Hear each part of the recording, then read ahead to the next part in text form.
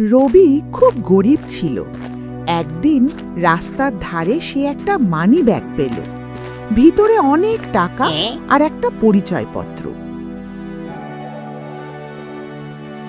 মুহূর্তের জন্য তার মনে হলো, এই টাকায় তো আমার অনেক কষ্ট শেষ হয়ে যাবে। কিন্তু পরক্ষণেই সে ভাবল, যার টাকা তার কষ্টও নিশ্চয়ই আছে।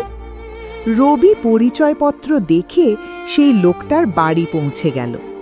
লোকটা কেঁদে ফেলল, বলল, এই টাকাই ছিল আমার চিকিৎসার শেষ ভরসা। লোকটা রবির হাতে কিছু টাকা দিতে চাইলে রবি বলল, সৎ থাকলেই পুরস্কার পাই কাকু।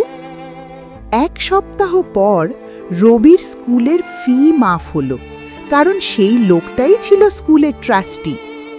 শিক্ষা: সৎ পথে চললে দেরিতে হলেও ভালো ফল নিশ্চিত আসে।